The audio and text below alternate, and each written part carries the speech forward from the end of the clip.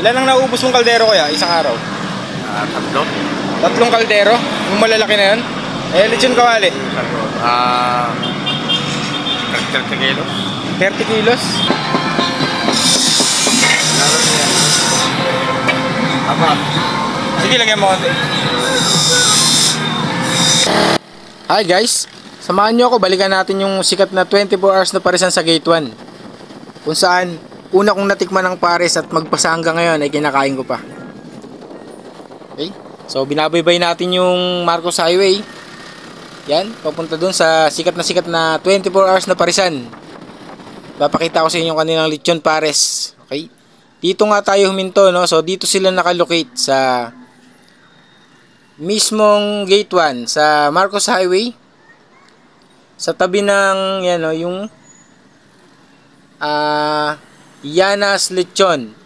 Okay, nasa gitna siya ng Yanas Lechon at Wing Commander. Okay, Wing Commander, yan naman yung inaanong manok, no? Okay, so pumunta na nga tayo at order na tayo. Yan. Pares nga po. Lumapit na si kuya sa akin, no?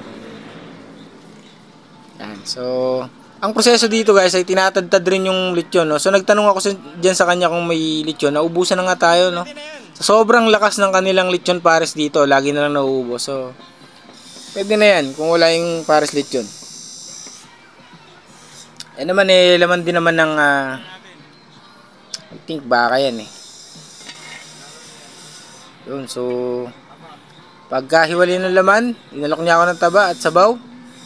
So yan, kinuha na natin. Pero bago tayo kumain, tinik natin yung lechon pares kung meron nga silang niluluto, no? Yan, yung kalamansi nilalagay niya yan sa kanin, eh. Ganun ang style dito, eh. So yun, no? Ayan guys, yung lechon kawali na pang ilang salang na nila yan kasi lagi nauubos, eh. So ipiprito pa yan maya maya. Unang ginagawa eh, nilalaga muna nila yan, eh. Tapos bago nila iprito. So kung gusto nyo matikman, no guys, dito lang yan sa may Gate 1. Oh, butter din yung sabaw niya, lasang butter.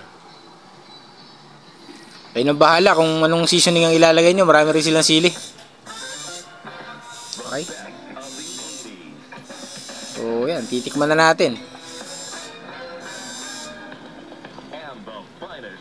Yan, nilagyan ko lang ng sili at saka paminta. Tapos kalamansi. Ang sarap niyan. Okay. Sana kay putol eh. Yan lang kakainin mo sir, walang ano, lugaw. Nakarami na rin. Ay kasi sa vlog natin. Sarap din yan, ano? Ayan lang kami ito eh. Ay, yun, so nakasabay nga natin kumain sila sir, no? Ang kinain niya lang dito ay itlog at saka ano, toko at baboy. So titikman na natin, no? Nilagay ko na yung pares at saka kanin, no? Susubo na natin yan, guys. Yung. So ganun pa rin naman, hindi nagbago yung lasa. Dito ang eksaktong location niyan, guys, no? Sa Gate 1, sa Kogyo Gate 1, sa Antipolo City, no? Kogyo Gate 1, ang landmark niya ay yung police station at yung talipapa, yung arko ng Kogyo. Si kuya yung may-ari ng parisan dito sa Gate 1. Ilan ang naubos mong kaldero kuya, isang araw? Tatlo. Tatlong kaldero? Yung malalaki na yun? Eh, lechon kawali? 30 kilos. 30 kilos? Eh, 20 kilos yan. 20 kilos. Tagal mo na nagbibenta rito, di ba? Oh, 17 years na. Ilan? 17? Yeah. 17 years. Si kuya, ano pangalan mo kuya? JR. Si kuya JR. Shout out kuya JR.